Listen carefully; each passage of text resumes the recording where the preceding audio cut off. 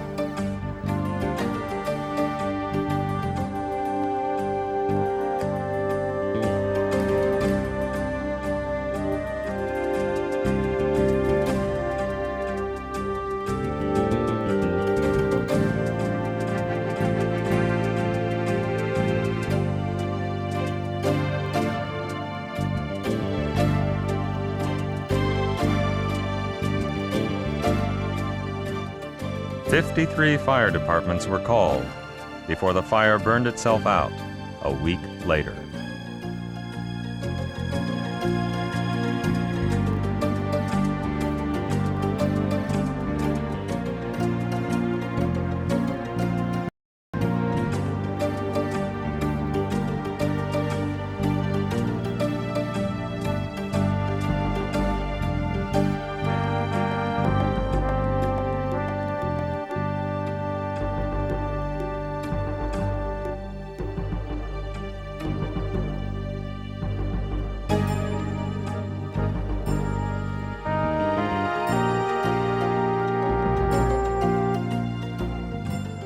The $12 million fire was the largest industrial fire loss to that date in the United States, and the cost to the national defense effort was beyond measure.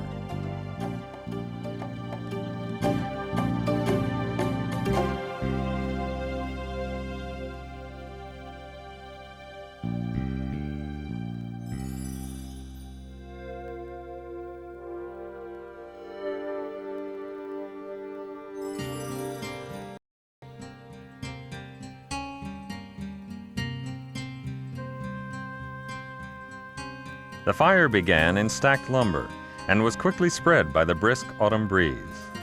Soon, several buildings and a loading ramp were involved.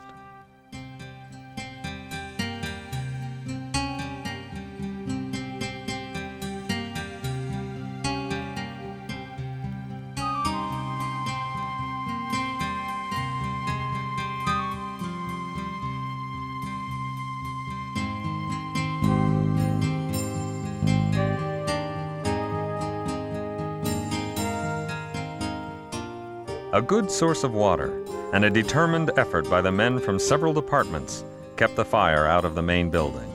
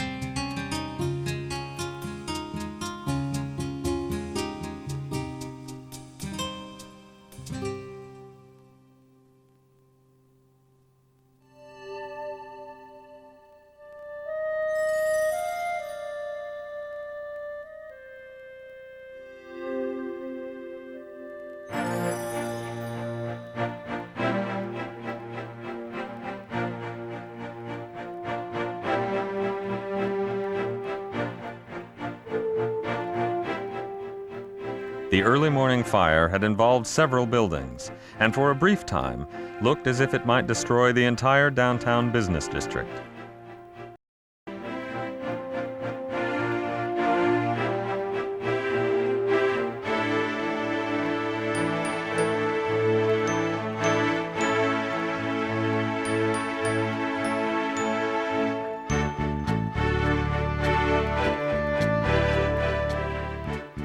By midday, the good work of the firemen was apparent.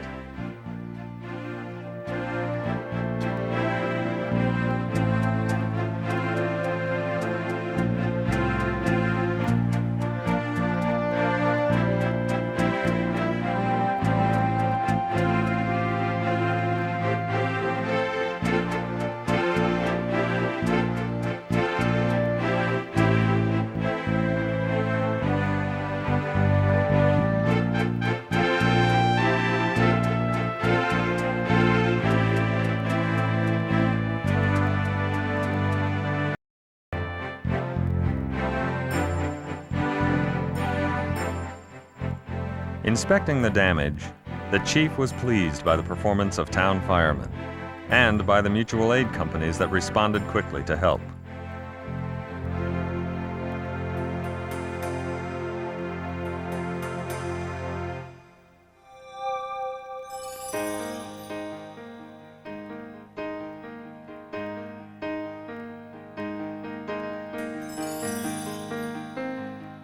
The black smoke, boiling out of both ends of the attic, looked ominous as the engines arrived.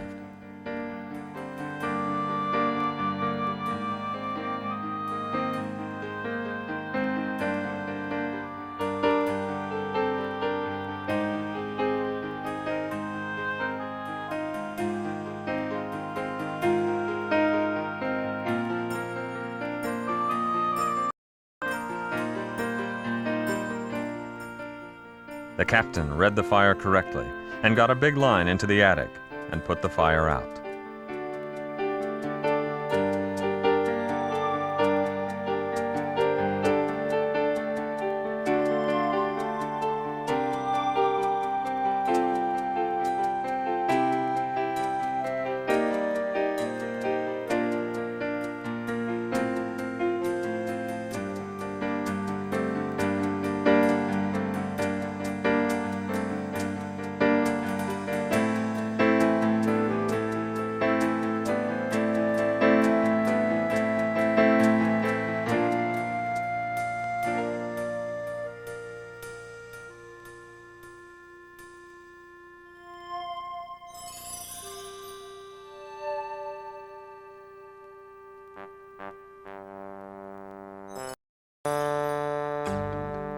The initial call was for a chimney fire, but the smoke rolling out of the eaves on arrival indicated a much more serious working fire.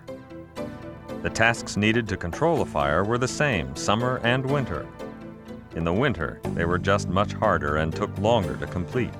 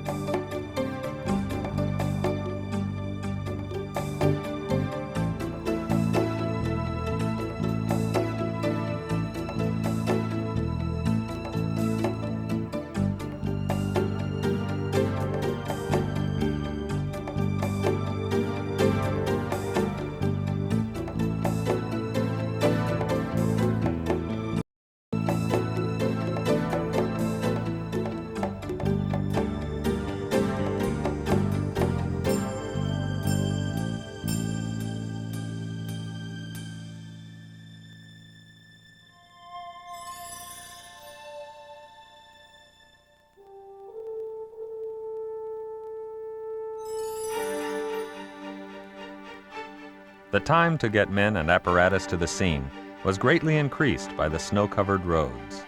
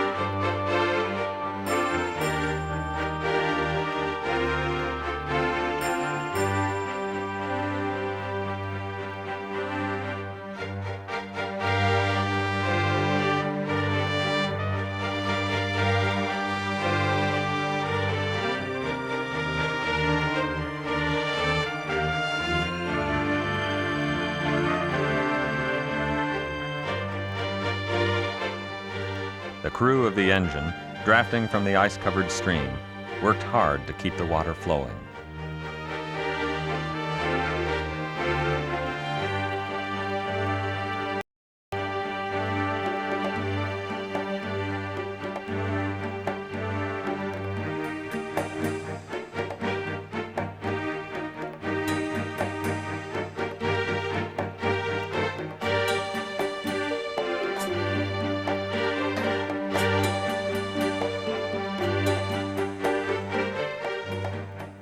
The delayed arrival of the fire department resulted in the total loss of a building that might have been saved had the weather been warmer.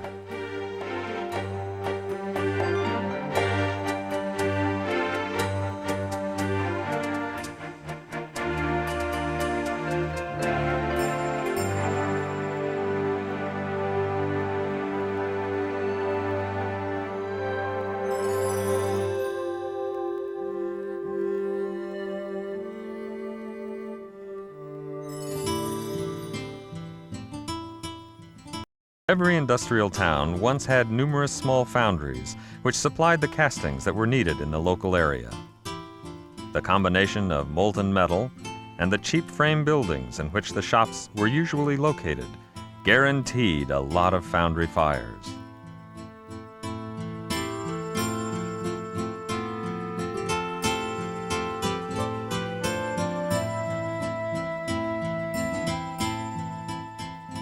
The melting furnaces and the pouring operations created very hot areas within the foundry buildings. The wood in these locations carbonized and caught fire much more easily than ordinary wood.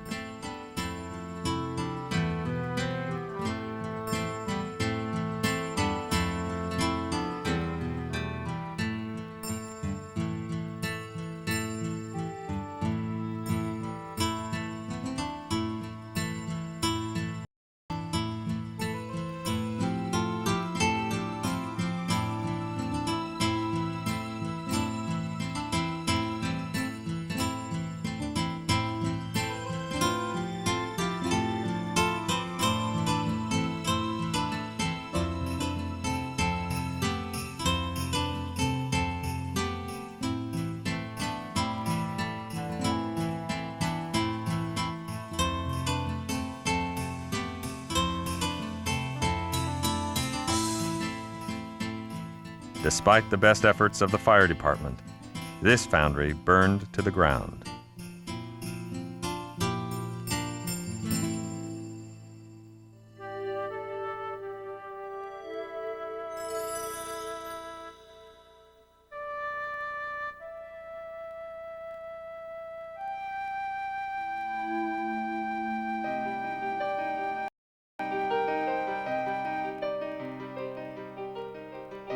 School was not in session, and the building was empty. While this may have delayed detection of the fire, it certainly simplified firefighting and probably spared the lives of a number of children. The fire began in the basement of the balloon-framed school and immediately extended to the attic. When the school was built, studs of almost any length were available, and it was common in balloon-framed construction to use studs which extended from the foundation to the roof. With no fire stops, the space between the studs provided multiple avenues for fire spread within the walls.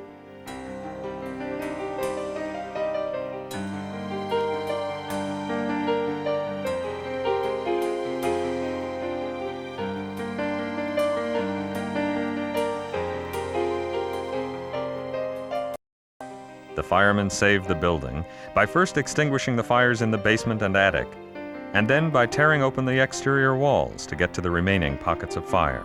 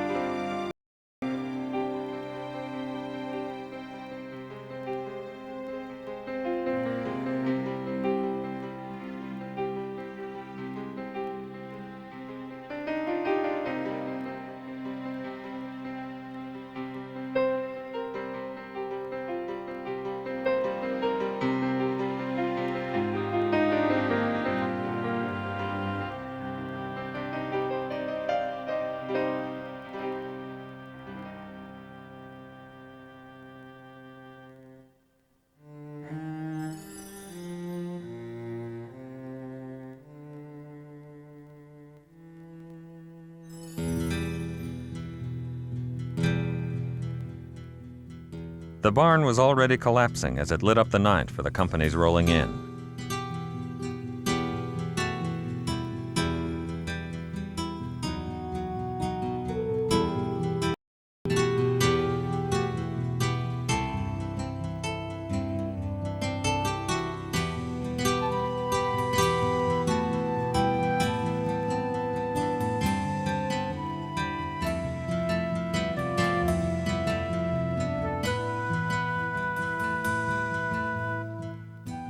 The adjacent house was also on fire, and tank water was used to slow the spread of the flames.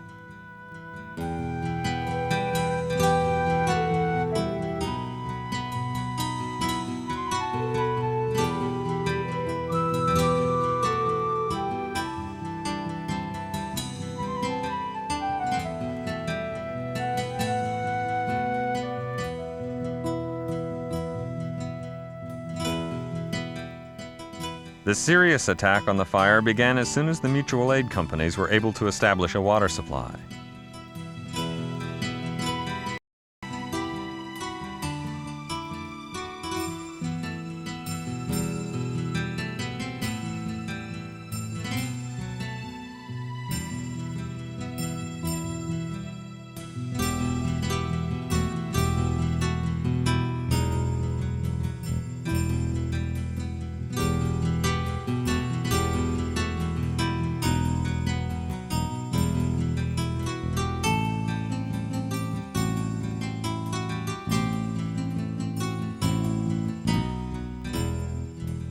By applying the hose streams ahead of the firefighters stopped the fire before it reached the main part of the house.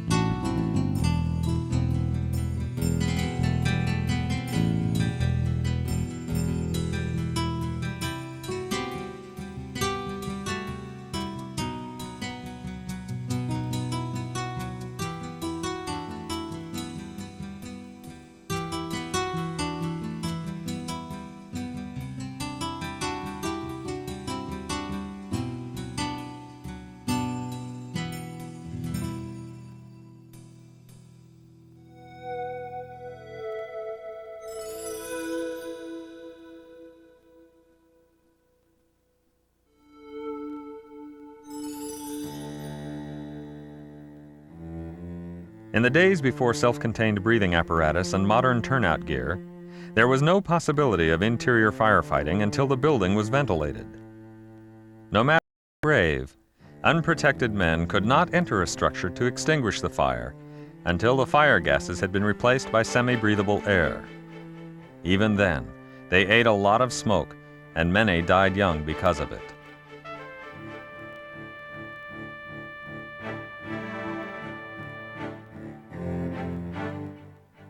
Working from the outside and doing relatively little damage, the firefighters both opened the windows and cut holes in the roof.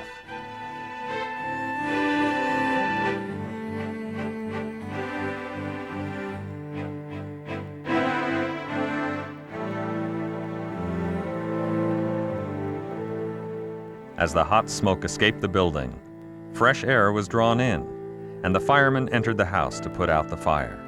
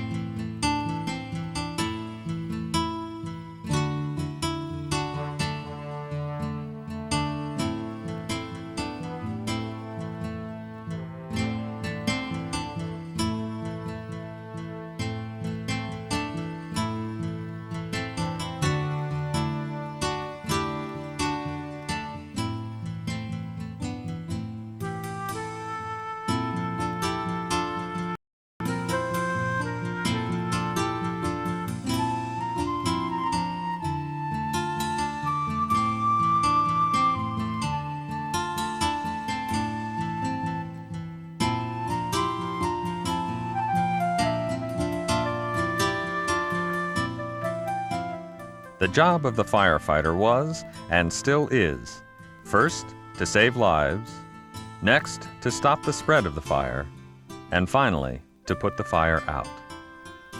With nothing but raw courage and a second hose line wetting them down, the men hold their position and saved both exposed buildings.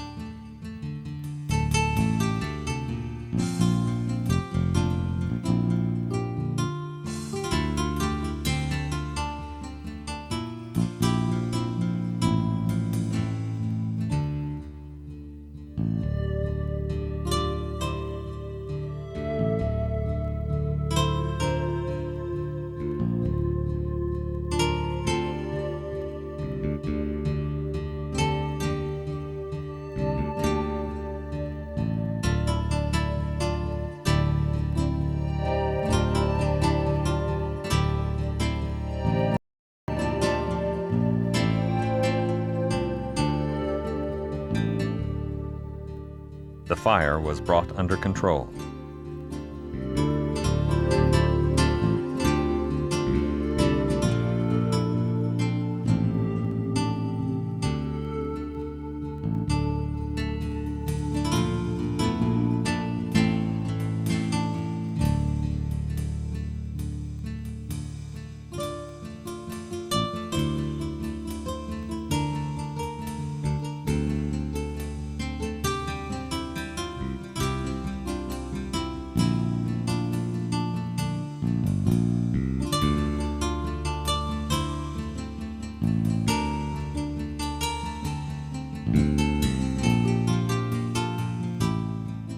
To prevent a rekindle and an embarrassing trip back to do the job again, every hot spot was found.